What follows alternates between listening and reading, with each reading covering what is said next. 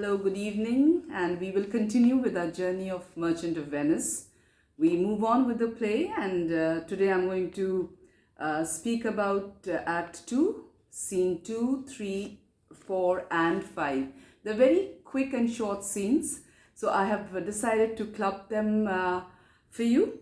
So in Act 2, Scene 2, we see the Shakespearean fool being introduced. You know, the Shakespearean fool is the entertainer. He's witty, he's intelligent.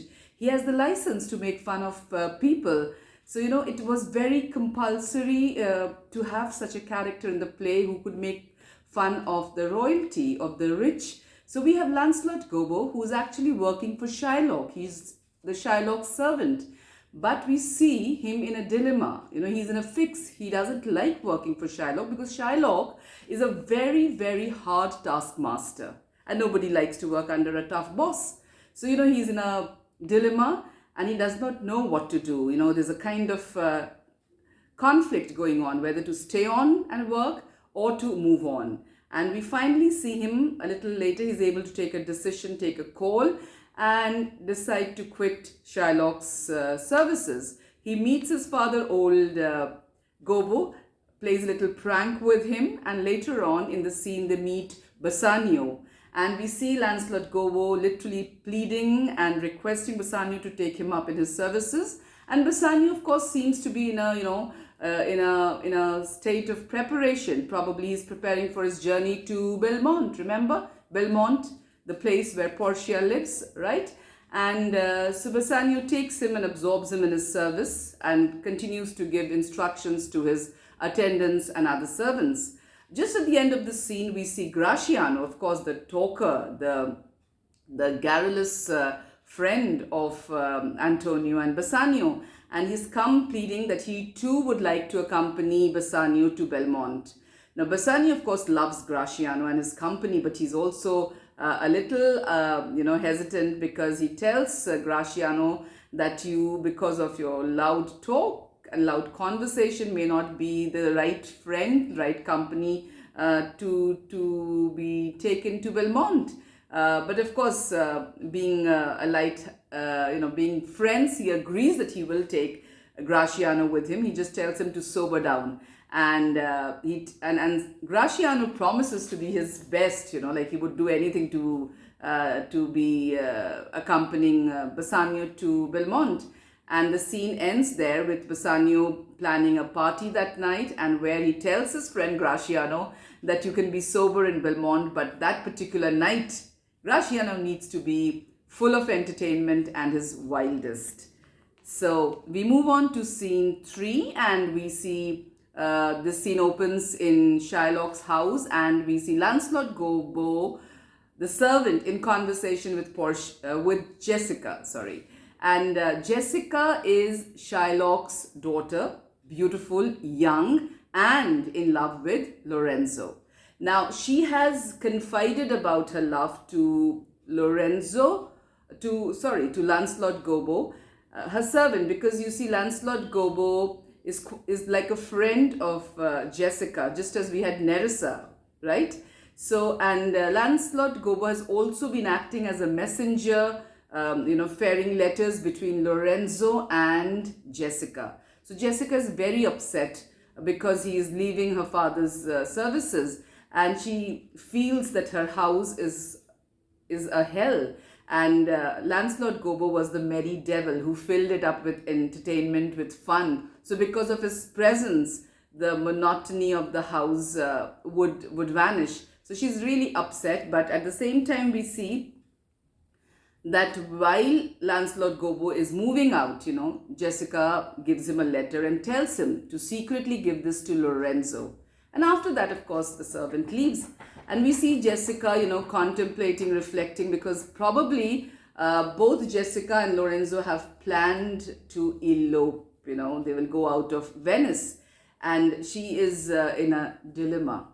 She is feeling guilty because she knows she's going to cheat and betray her father's trust. So scene 3 ends there, and then we move on to scene 4, and we again find these friends, the entire gang of friends with Lorenzo, Gratiano, Salarino, and Salanio, they're all planning the party in the evening.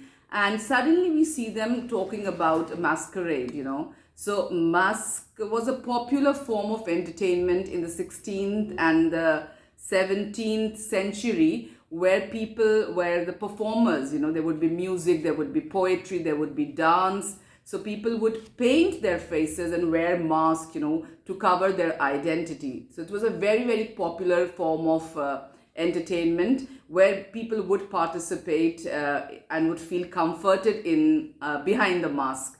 So we can see that they are planning to be a part of a mask, while of course one of them says that they haven't really made proper preparations.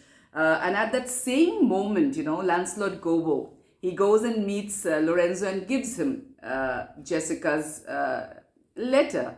And of course, Lorenzo is very happy, and he says, of course, we will continue and we will take part in the mask because he has made arrangement for a torchbearer. And in the end of this scene, scene 3, we see Lorenzo talking about his plan of elopement with Jessica, how they have planned to, run away, and how Jessica will cover herself, be a part of the mask, and both Lorenzo and Jessica will utilize the mask as a proper, time and medium to elope, Okay, so these were some very quick scenes that take place, and scene 5 of Act 2 is again a part of the same, it's threaded into the same situation. It's the same day where we saw, starting with Launcelot Gobo, and then we have Bassanio, and then we had Lorenzo and Jessica's story, and now we have Shylock, who's been invited by Bassanio, probably as a Thanksgiving or as a token of gratitude for the 3,000 ducats he has lent him. So Shylock has been invited to the party, though Shylock the Jew wouldn't prefer to have dinner or supper with the Christians, but to spite them, he has decided to go. So Launcelot Gobo also comes to invite him and take him over. At the same time, he wants to convey to Jessica Lorenzo's message that everything is as per the plan. Okay, the plan stands. And, the scene is important because parents are intuitive. So we see that Shylock, who's stepping out of his house, is unwilling. He has a kind of intuition. He has a premonition that something unfortunate is about to take place. And he says, I don't really feel like going to Bassanio's party, but nonetheless I will go. And then he calls Jessica and entrusts her and explains her and instructs her to take care of the house. And suddenly, while Launcelot was passing on some instructions, some quiet messages to Jessica, Shylock hears the word mask. And he says, if these masqueraders are around, then she should not peep out of the window and look at those painted faces, and she should shut the windows of his house. And with that, he, of course, giving instructions to his daughter Jessica, he leaves with Launcelot Gobo. And the scene ends in a very quiet and a somber tone, and we see Jessica, the daughter, and Jessica, the lover, are in conflict.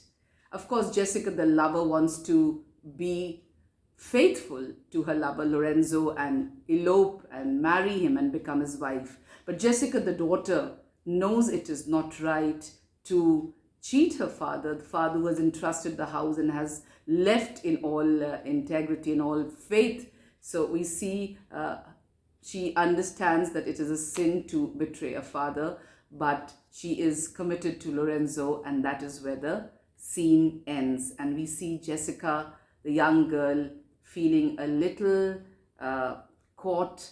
She has her only confidant, Launcelot Gobo, is there, and she's all by herself, but she's firm in her decision, and she will follow the plan that she and Lorenzo have decided upon.